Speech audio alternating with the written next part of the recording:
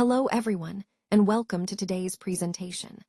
I'm excited to have you here as we explore the fascinating world of understanding national income and inequality, how wealth is created, measured, and distributed across society.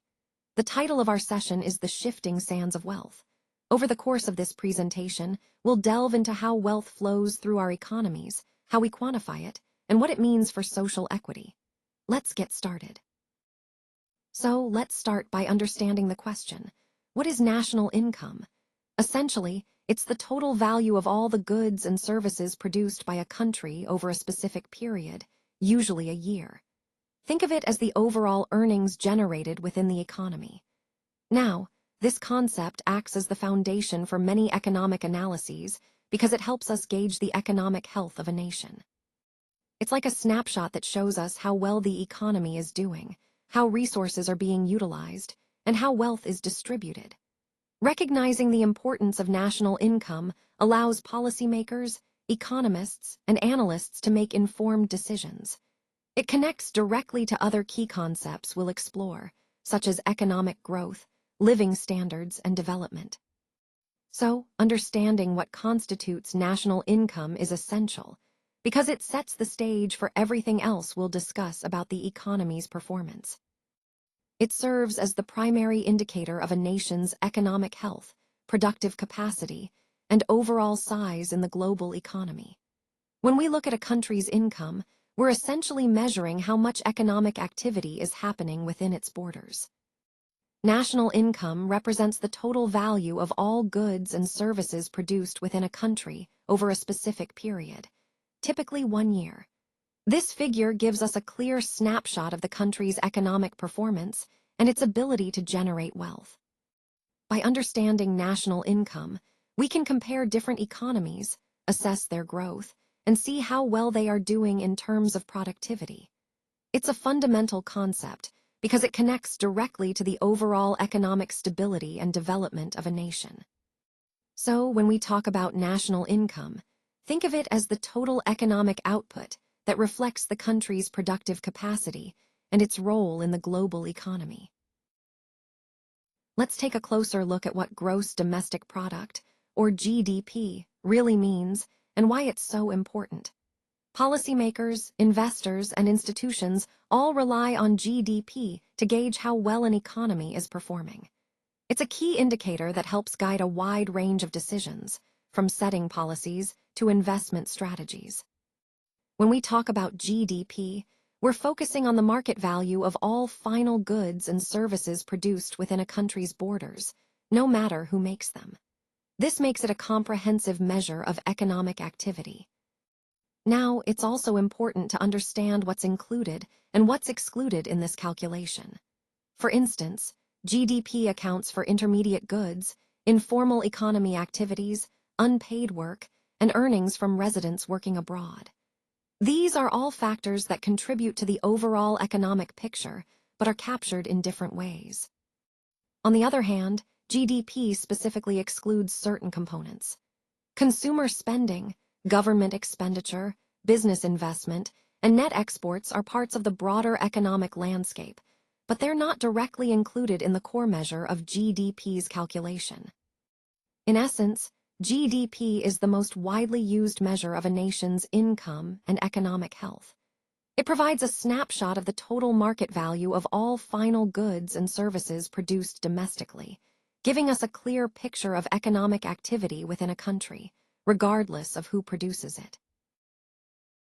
GNI is often preferred when evaluating living standards in open economies because it provides a broader picture of a nation's economic well-being.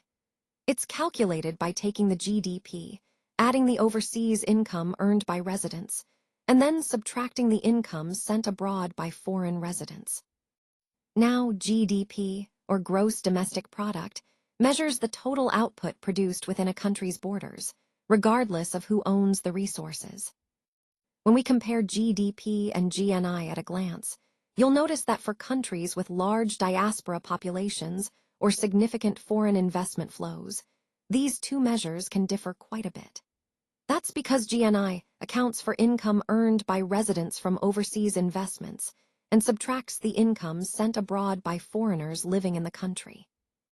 So, while GDP captures what's produced within borders, GNI gives us a fuller picture by including income earned internationally by residents. This distinction is important because, especially for open economies, GNI can better reflect the actual economic well-being of the country's people. It moves beyond just production within borders and considers the income that residents bring in from abroad, making it a more comprehensive indicator of national economic health.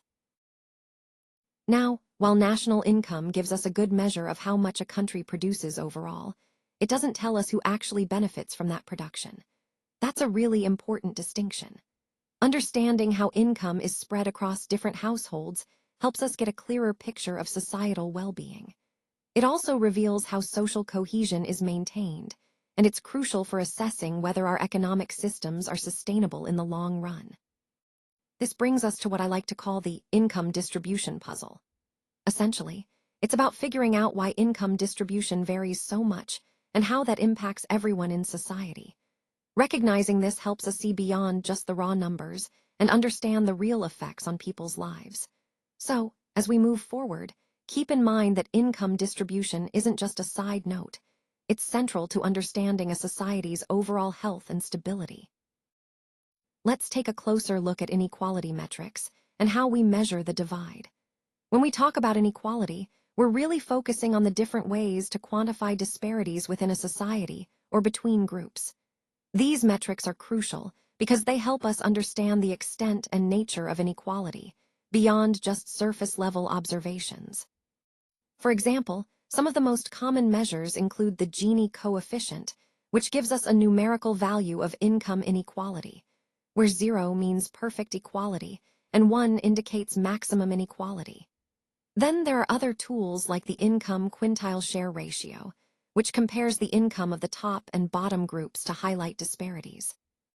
Understanding these metrics is key because they provide a standardized way to track progress or setbacks over time, and they help inform policies aimed at reducing inequality. As we explore these concepts, keep in mind how measuring the divide is not just about numbers. It's about grasping the real-world impact on communities and individuals. Connecting this to the overall theme, these metrics are foundational in evaluating how well or poorly society is doing in creating equitable opportunities for everyone. So, as we move forward, keep these tools in mind. They're essential for diagnosing issues and crafting effective solutions. Now, this slide explains how we derive the Gini index. It's based on comparing the actual income distribution, which we visualize through the Lorentz curve, against a theoretical line of perfect equality. Essentially, this comparison helps us see how unequal a society really is. A higher Gini coefficient indicates greater inequality, meaning income is more unevenly distributed among the population. The Gini index is actually the most widely cited measure of inequality across the world. It ranges from 0, which represents perfect equality where everyone earns the same, to 1, which signals perfect inequality, where one person earns everything and everyone else earns nothing. So, understanding this index helps us grasp the extent of income disparities in different countries, and it's a key tool for analyzing economic inequality within the broader theme of social fairness and economic health. Let's take a closer look at the Lorentz curve and what it tells us about income distribution. The area between the Lorentz curve and the line of perfect equality, which we call the inequality gap, is actually the key to understanding and calculating the Gini coefficient. Now, the Lorentz curve itself plots the cumulative share of total income received against the cumulative share of the population, starting from the poorest to the richest. If everyone had the same income, this curve would just be a straight diagonal line, what we call the line of equality. The more the Lorentz curve bows away from that line of equality, the greater the inequality in society. So, the shape of this curve is a visual way to see how income is distributed. And remember this inequality gap. The space between the Lorentz curve and the line of perfect equality is not just a visual tool. It's the mathematical foundation for calculating the Gini coefficient, which gives us a numerical measure of inequality. In essence, the Lorentz curve helps us visualize inequality, while the space between it and the line of equality provides the basis for quantifying that inequality mathematically. Let's take a closer look at how income is distributed across different groups in our population. When we divide everyone into 5 equal groups, or quintiles, based on their income levels, we can see how the economic rewards of growth are shared. Starting with the top 20%, also known as the highest earners, this group captures the largest share of the income pie. They tend to be the upper middle earners, or the 4th quintile, and they take home a significant portion of total income. In the middle, we have the median income group, which is the middle quintile. These households are considered middle-income earners, and their share of the total income is more balanced but still less than the top group. Moving to the lower middle-income households, or the 2nd quintile, these are households earning less than the median but more than the lowest earners. At the bottom of the income spectrum, we find the lowest earners, which make up the bottom 20%. They hold the smallest share of the total income, highlighting the income disparities within our society. Understanding how these quintiles divide the population helps us see how much of the economic growth benefits the top versus the bottom. The most striking point here is the concentration of income among the top earners, which raises important questions about fairness and economic mobility. This visualization of the quintile shares really helps us grasp the distribution of wealth and the challenges we face in creating a more equitable economy. Now, what's interesting about this slide is how it shows that we can incorporate a social welfare function into our analysis. This means we can weight inequality differently depending on our policy goals or societal values. For example, if reducing poverty among lower earners is a priority, our measures can reflect that focus. Let's look at some specific inequality metrics. First, the Atkinson measure. It's particularly sensitive to income differences among lower earners, making it very useful for poverty analysis. Essentially, it helps us see how much inequality exists at the bottom of the income distribution. Next, the mean log deviation, or MLD. This measure decomposes inequality both within and between subgroups, so it's great for understanding how inequality operates at different levels. It's sensitive to changes at both the top and the bottom, giving us a well-rounded picture. Then there's the Thale Index. It goes beyond the Gini coefficient by allowing us to analyze inequality in a more detailed way. Researchers use it because it captures different dimensions of income dispersion, highlighting various aspects of the distribution. Finally, it's important to remember that these are just some of the key metrics. Using multiple tools helps us gain a comprehensive understanding of income inequality, each shedding light on different facets of how income is spread across a population. This layered approach is essential for making informed policy decisions. Let's take a closer look at sources and trends, specifically focusing on the data landscape. This part of the presentation is all about understanding where our data comes from and how it's evolving. First, I want to emphasize that the sources of data today are more diverse than ever, ranging from traditional databases and surveys to social media platforms, IoT devices, and even user-generated content. This wide array of sources means we have access to richer, more granular information, but it also presents challenges in ensuring data quality and consistency. Next, when we talk about trends, we see a clear shift toward real-time data collection and analytics. Organizations are increasingly relying on live data streams to make quicker decisions and stay competitive. Another key trend is the growing importance of data privacy and security. It's not just about collecting data anymore, but doing so responsibly and ethically. All of these points are vital because they shape how we approach data management and strategy in our broader goal of leveraging data effectively. Understanding the landscape helps us grasp the complexities and opportunities that come with the ever-changing world of data. Now, let's take a look at some of the key sources we use to understand income and mobility in the United States. First, we have the Survey of Income and Program Participation, or SIP, which gives us detailed data on wealth and how people move up or down the economic ladder over time. Then, there's the American Community Survey, or ACS, which provides state and local estimates, helping us see regional differences and local trends. Next, we have the Current Population Survey, or CPS, which is our go-to source for national income trends, giving us a broad overview of economic conditions across the country. It's important to note that the CPS, specifically the Annual Social and Economic Supplement, or ASEC, is considered the primary authoritative source for income and inequality data in the U.S. It collects comprehensive surveys each year, making it a vital tool for understanding economic disparities. All of these sources are managed by the U.S. Census Bureau, which is responsible for gathering and publishing this crucial information. Together, these data sources help us paint a comprehensive picture of income, wealth, and mobility in the United States, tying into our overall theme of understanding economic opportunity and inequality across different regions and populations. Let's take a closer look at some key indicators of income inequality and economic well-being. First, we have median household and family income, which gives us a sense of the typical income level in our country.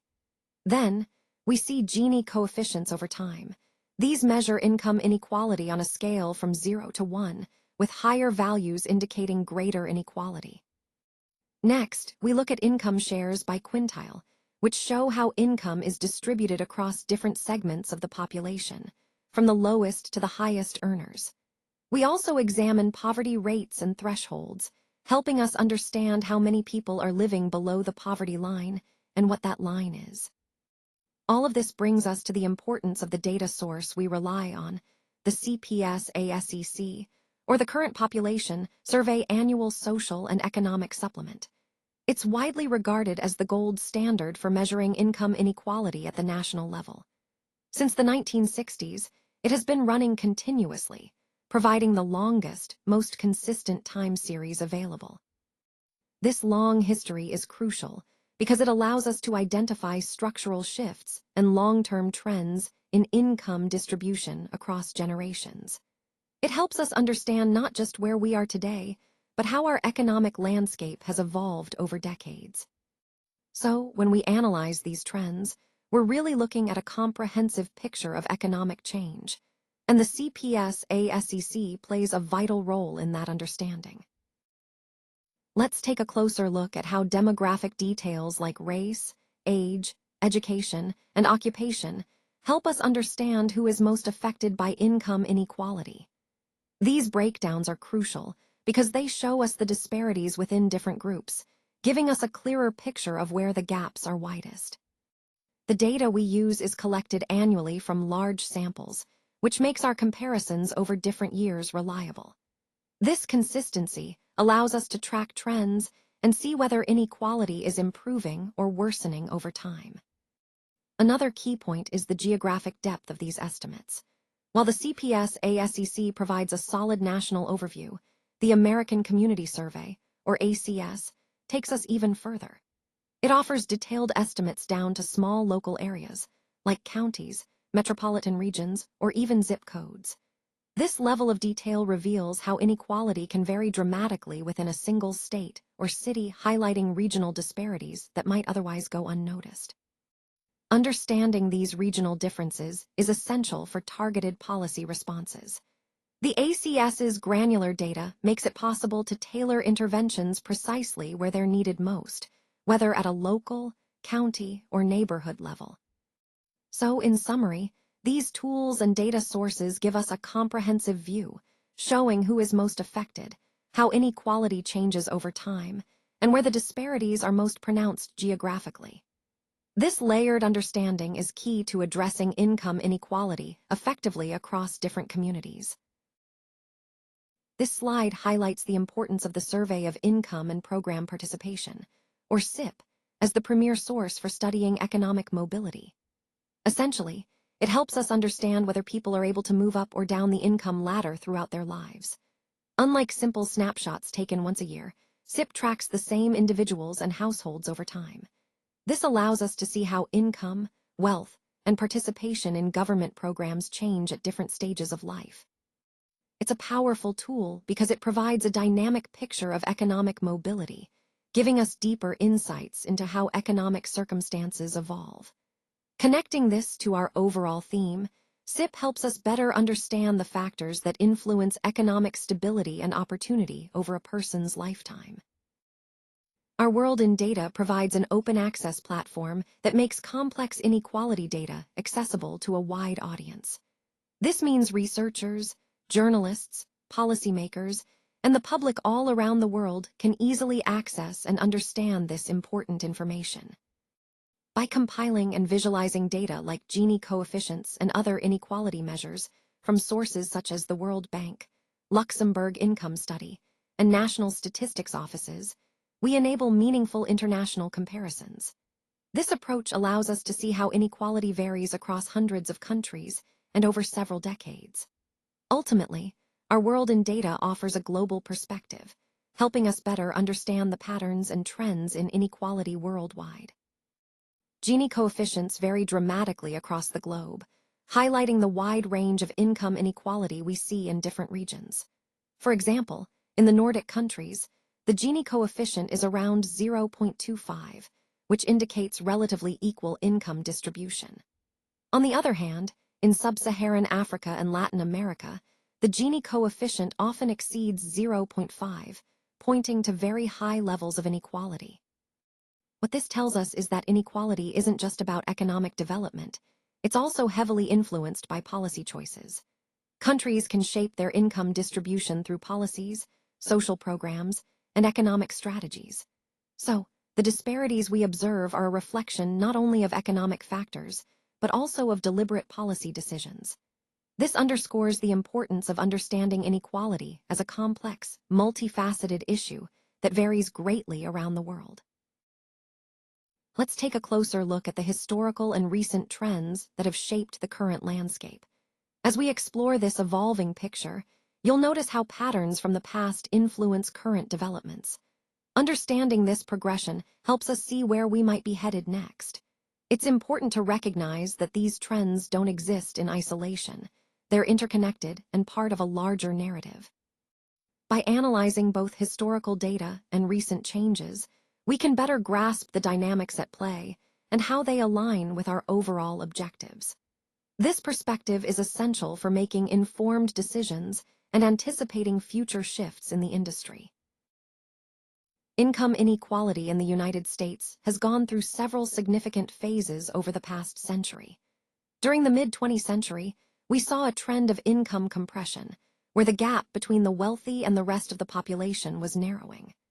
This period was characterized by strong economic growth, rising middle-class incomes, and policies aimed at reducing inequality. However, things started to shift in the 1980s. We saw a sharp reversal of that trend, with the Gini coefficient, the key measure of income inequality, beginning to rise steadily. This increase reflects some deep structural changes in our economy, including shifts in labor markets, changes in taxation, and the impacts of globalization. The rise in inequality has been further amplified by recent shocks, such as the pandemic, which exposed and often widened existing disparities. We've also seen record levels of inequality, further fueling the divergence between the wealthy and everyone else. One of the most notable moments in this ongoing story is the tech boom, where top incomes surged dramatically. This acceleration has been driven by rapid technological advancements and the growth of highly profitable digital industries.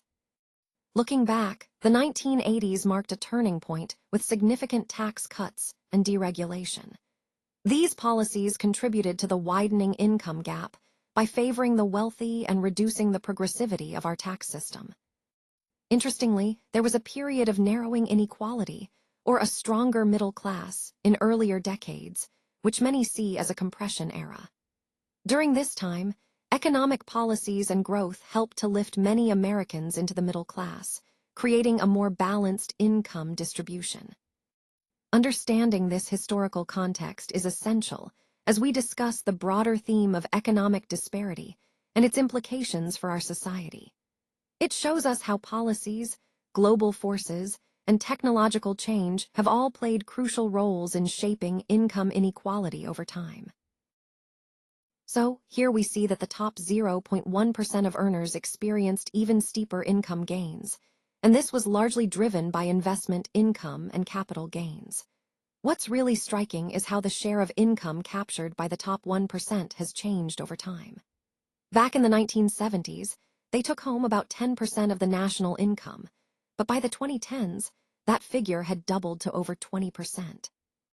This trend shows that income growth among the very wealthy, those in the top 1% and especially the top 0.1%, has far outpaced that of the rest of the population over the past 4 decades.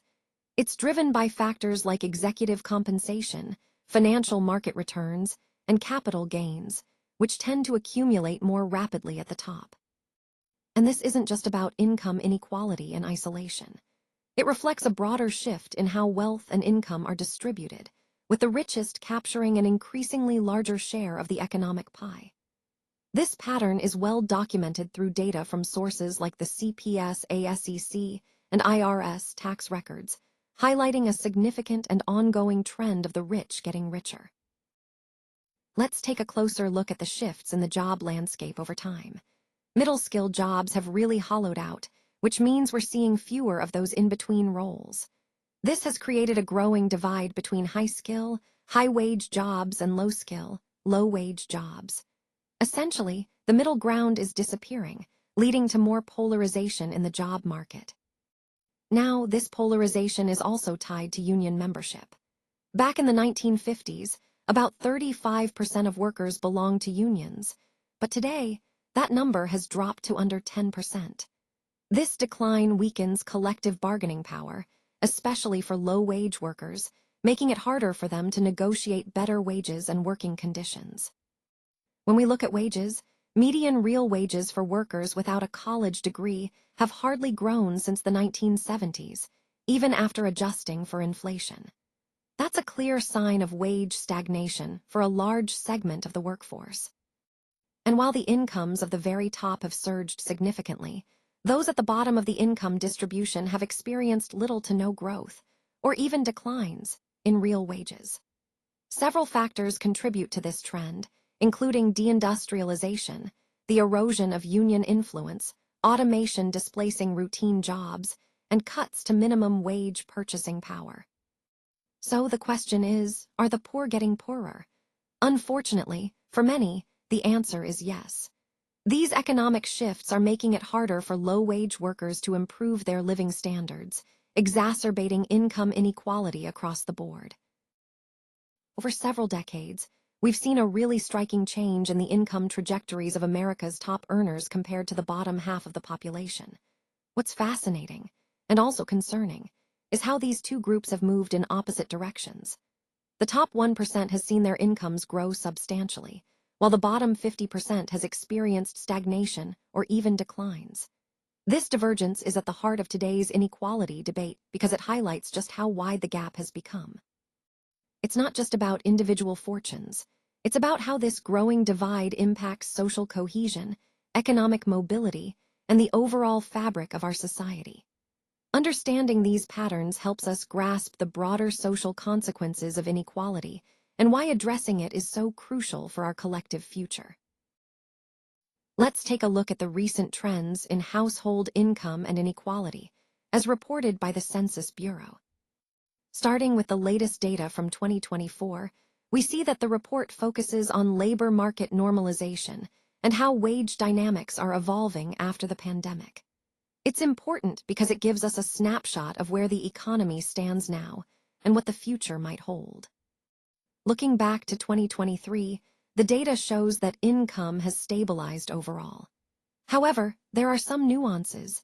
Changes in the poverty rate during that year reflect the expiration of pandemic-era supports, which had temporarily helped many households. If we go further back to 2022, we see that real median household income declined by about 2.3%. At the same time, the Gini coefficient, which measures income inequality, rose slightly, indicating that inequality was increasing, partly due to inflation pressures. Throughout all these years, the Census Bureau's annual reports remain our most authoritative and current benchmarks for understanding household income and inequality across the United States. They help us see the bigger picture of economic health and disparities, and they are vital for informing policy and public understanding. Let's take a closer look at what the World Bank data, processed by our World in Data, tells us about inequality around the globe. It reveals a really wide spectrum across different regions. This variation reflects a lot of underlying factors like the economic structure of each region, their redistribution policies, and their stage of development. When we look at the global Gini coefficient trends for 2024, we can see how these differences manifest in measurable ways. The Gini coefficient is a key indicator of income inequality, with higher values indicating more disparity. Understanding these trends helps us see how inequality is evolving worldwide and highlights the importance of tailored policies to address these disparities. It's a clear reminder that inequality isn't uniform. It's shaped by many local and regional factors that we need to consider as we work toward more equitable growth everywhere. Let's take a closer look at the long-run trend in America's Gini coefficient, which really tells a compelling story. Starting in the early 1980s, we see a consistent rise in inequality. This isn't just a short-term fluctuation. It's a sustained upward trend that continues over several decades. Of course, there are brief pauses during recessions, when inequality seems to stabilize or even dip slightly, but overall, the trend quickly resumes its upward path. This persistent increase in inequality has significant implications. It's part of what makes the U.S. stand out among developed countries. It's now one of the most unequal. This slide shows the Gini coefficient from 1960 all the way to 2024, illustrating how inequality has evolved over time. Understanding this trend is crucial because it connects to the broader themes we've been discussing, how economic policies, technological change, and social factors shape economic disparities. It's a clear indicator that, despite periods of economic growth, inequality has continued to grow, raising important questions about fairness and opportunity in our society. Now let's take a closer look at the impacts of inequality, and specifically, the idea of the ripple effect. When we talk about inequality, it's not just an isolated issue. It creates a series of consequences that spread outward, much like ripples in a pond. These ripples can affect various aspects of society, from economic stability to social cohesion. For example, if certain groups are consistently marginalized or lack access to quality education and healthcare, it limits their opportunities to succeed. This not only impacts individuals, but also reduces overall economic growth, because a large segment of the population isn't able to fully contribute.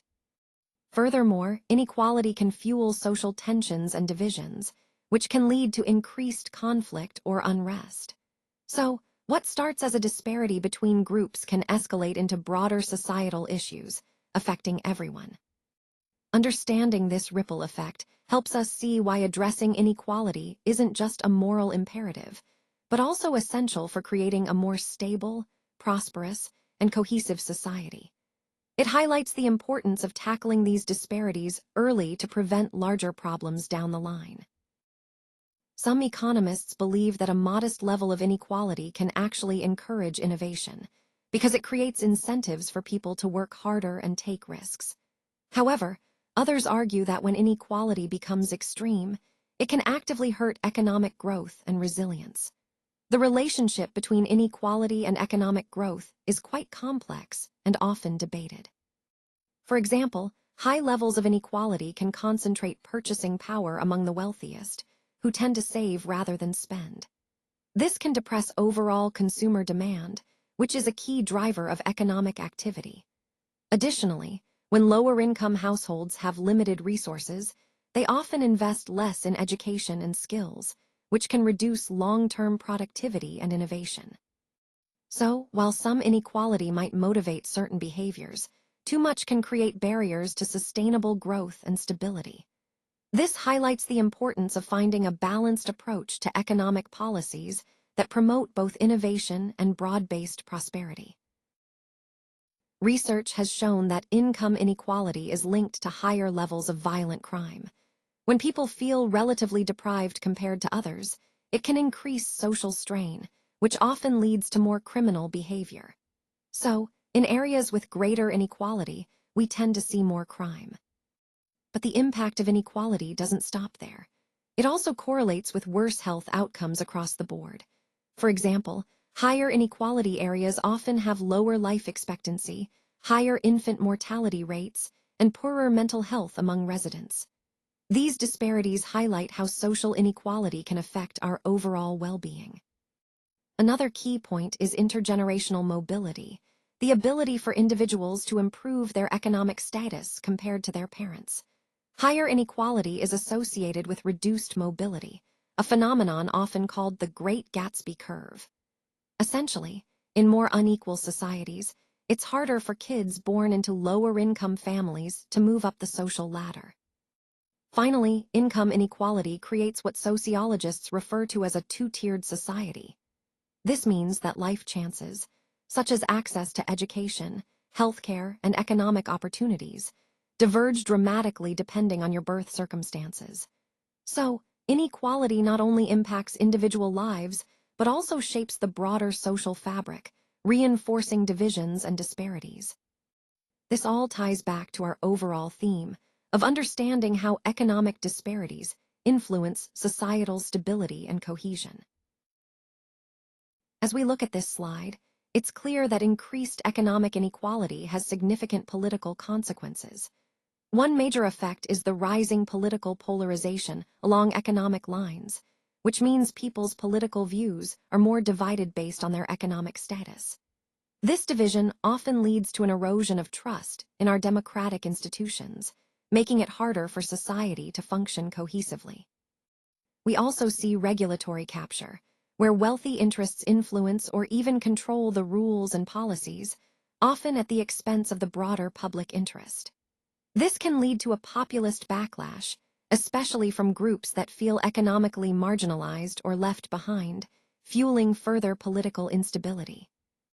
Now, research shows that in societies with high inequality, policy outcomes tend to favor the preferences of the wealthy elites rather than the median voters.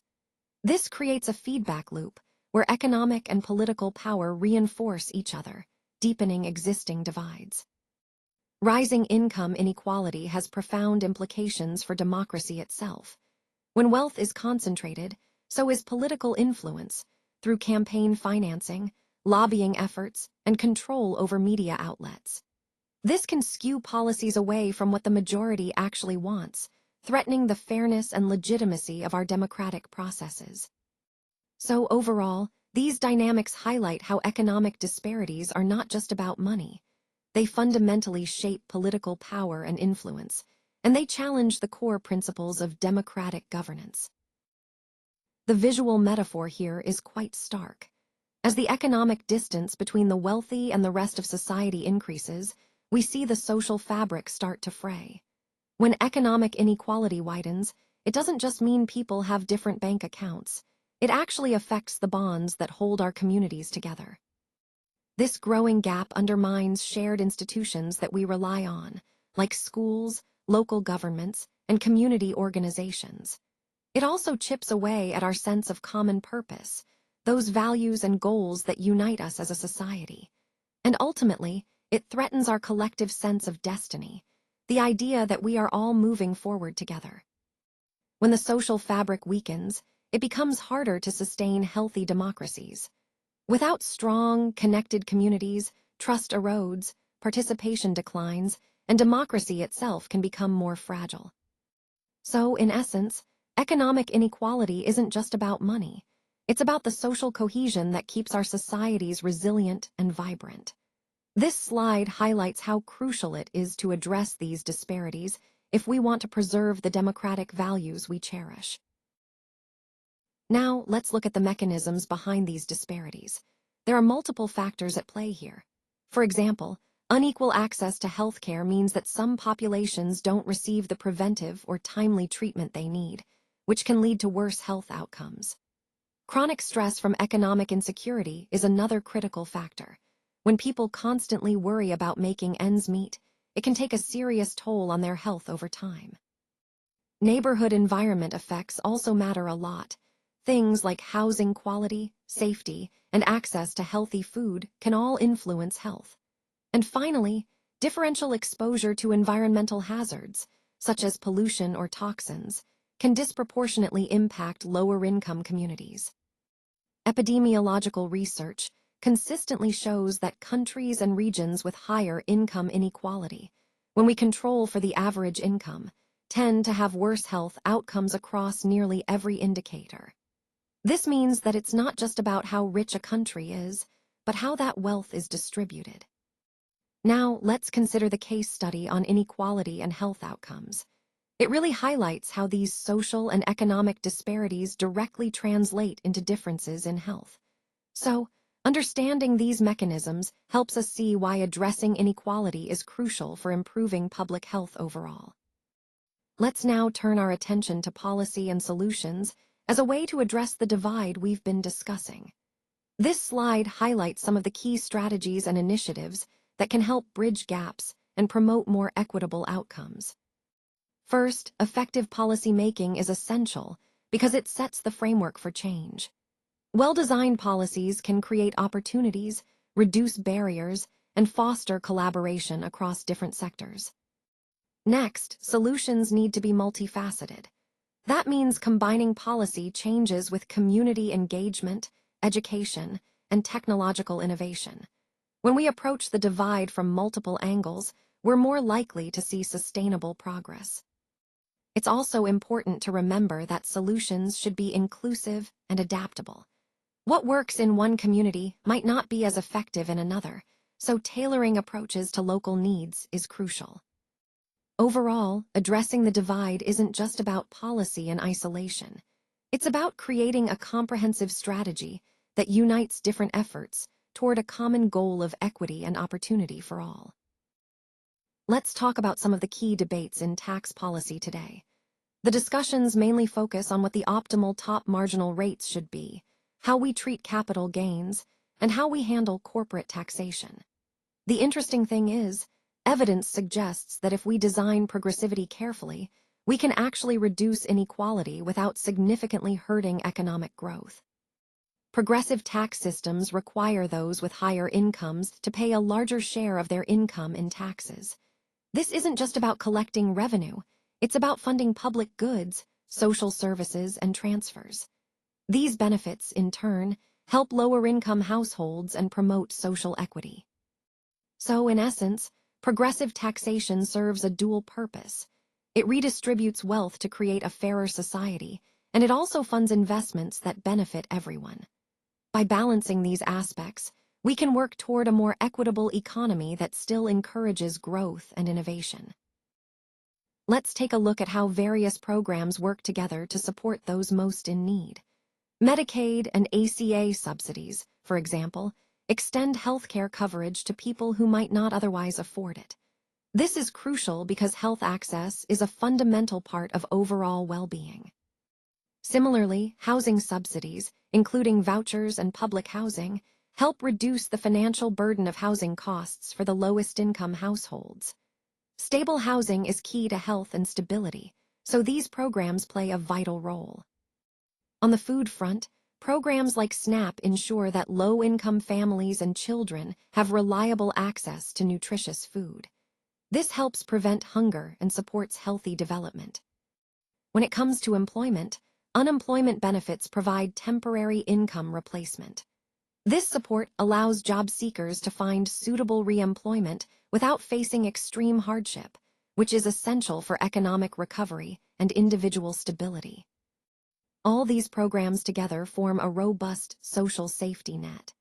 They create a foundation of economic security that cushions vulnerable populations against income shocks and helps prevent poverty from becoming entrenched across generations.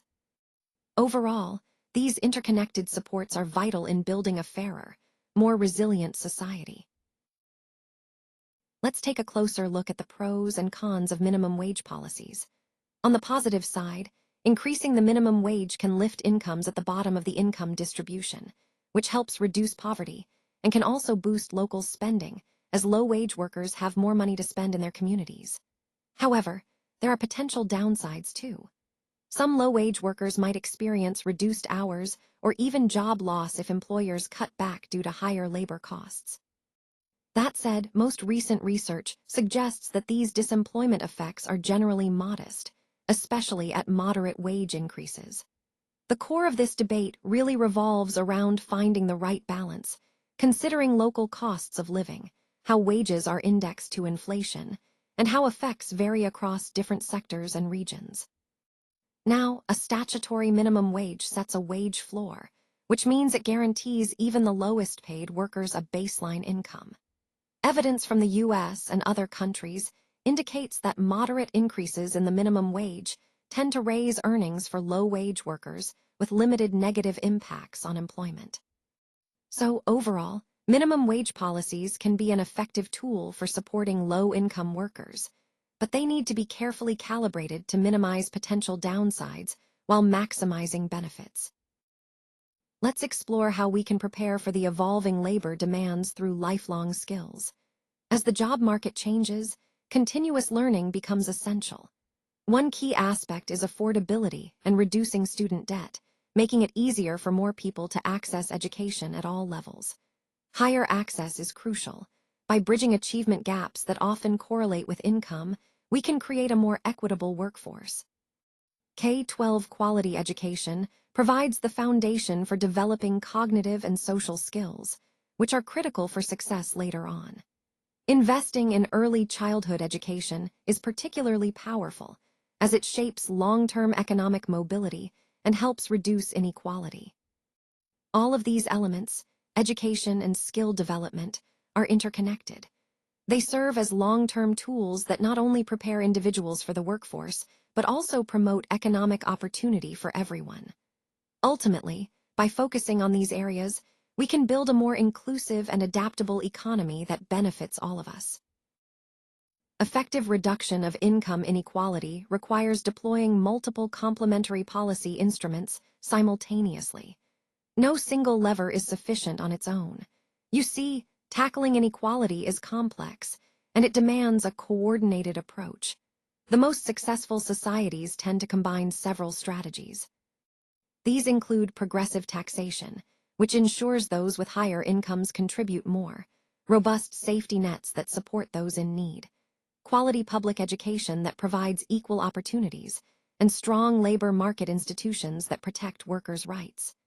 By pulling these policy levers together, we create a more balanced and fairer economy.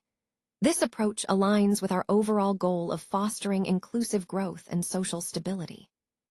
It's about recognizing that no one-size-fits-all solution works.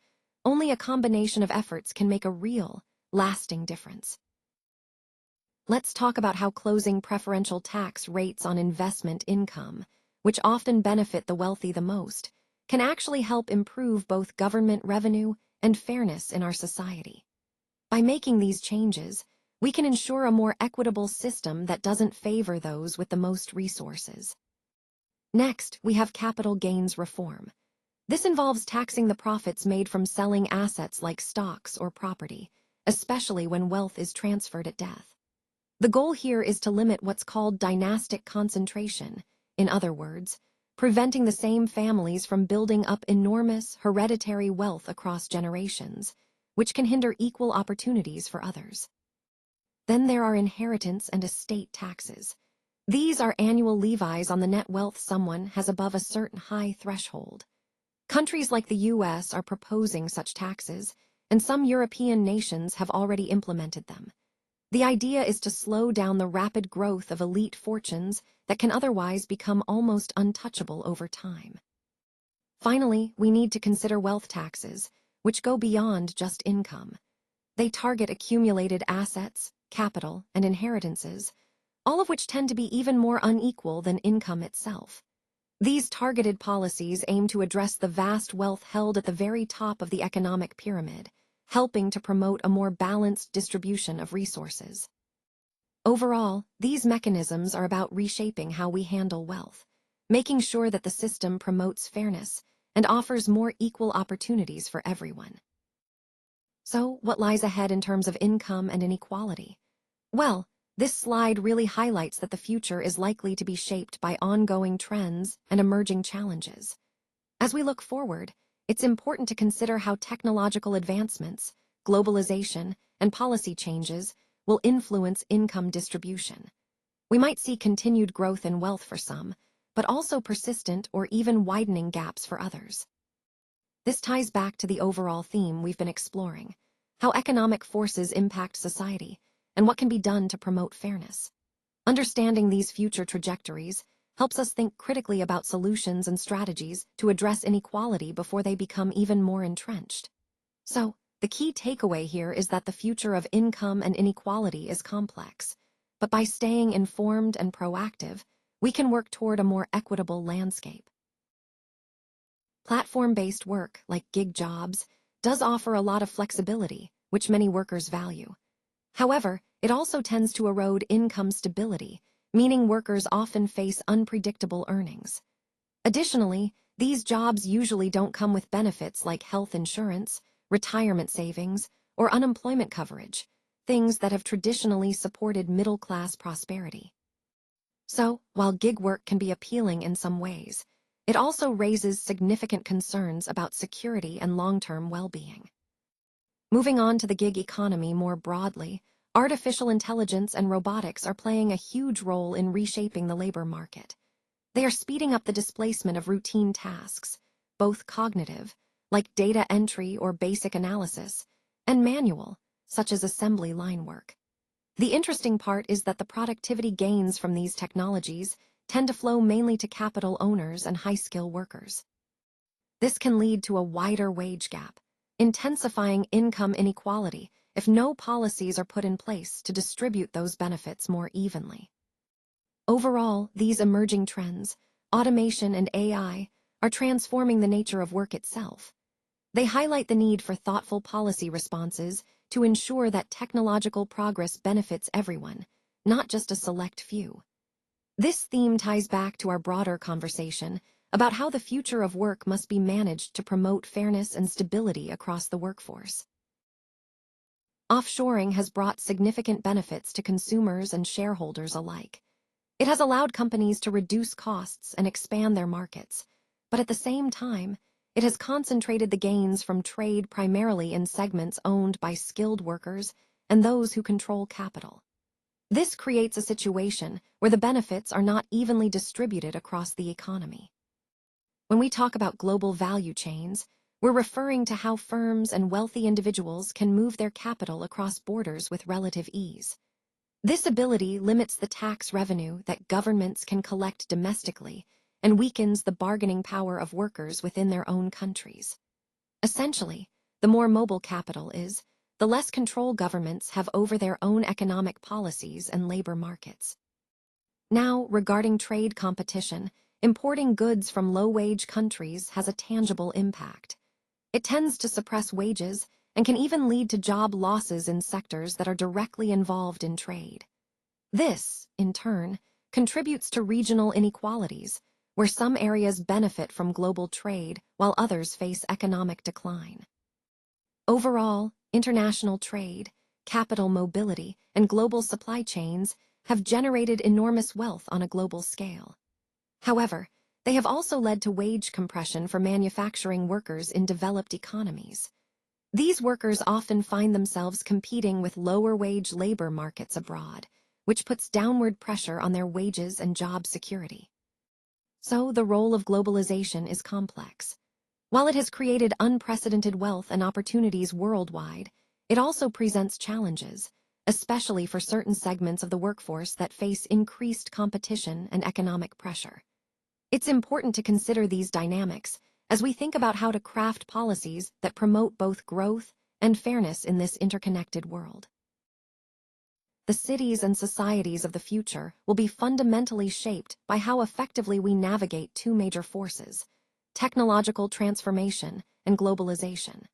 These forces are reshaping every aspect of our lives, from how we work and communicate to how communities develop and thrive. The key question is whether the benefits of these changes are broadly shared or whether they end up concentrated among a few. If we manage to create inclusive growth, everyone can benefit from the innovations and opportunities that lie ahead. But if not, there's a risk that inequality could deepen, with only a select few reaping the rewards. When we think about the economy of tomorrow, it's clear that it will be driven by rapid technological advancements, like AI, automation, and digital platforms, and by increased interconnectedness across the globe. These trends have the potential to boost productivity and create new types of jobs, but they also pose challenges in terms of job displacement and social equity. So, as we plan for the future, it's crucial that we focus not just on technological development, but also on ensuring that its benefits are shared widely. That's how we can build cities and societies that are resilient, inclusive, and truly prepared for the opportunities ahead. Let's talk about some key principles for achieving inclusive growth. First, investing in human capital is essential at every stage of life, whether it's early childhood education, skills development during working years, or lifelong learning in later years. This helps build a more adaptable and resilient workforce. Next, designing tax systems that are both progressive and efficient ensures that we raise revenue fairly while minimizing economic distortions. Strengthening labor market institutions and giving workers a stronger voice is also critical. It helps promote fair wages and better working conditions. Expanding access to affordable healthcare, housing, and education remains a cornerstone of inclusive growth. These essentials enable people to participate fully in the economy and improve their quality of life. We also need to measure what truly matters, tracking not just GDP, but also distributional outcomes, like income inequality and social mobility. This data-driven approach allows us to craft policies that genuinely address disparities. The overall message here is clear. Achieving sustained, inclusive growth isn't accidental. It requires deliberate, data-informed policies, ongoing evaluation, and the political will to make tough but necessary structural decisions. Fostering robust economic growth while ensuring its benefits reach all segments of society is the defining challenge of our time. It's about creating a balanced growth model, one that lifts everyone up, not just those at the top. The goal is not to achieve equal outcomes for everyone, but rather to make sure that every person has a real opportunity to participate in and benefit from our nation's prosperity. It's about fairness in opportunity, not necessarily in results. At the same time, the evidence shows us that policy choices really matter. Societies that invest wisely in their people, create fair and efficient tax systems, and build strong institutions tend to see more equitable outcomes without sacrificing overall prosperity. Moving forward, we need informed discussions, political courage, and a sustained commitment to building economies that truly work for everyone. This isn't just about numbers, it's about creating a fairer, more inclusive future. And let's remember, national income and inequality are not just abstract stats. They directly affect the life chances of billions of people around the world. The data is clear. Unchecked inequality weakens economic dynamism, social cohesion, and even democratic governance. So, as we look ahead, our aim should be a more equitable future where opportunity is accessible to all, and where prosperity benefits everyone.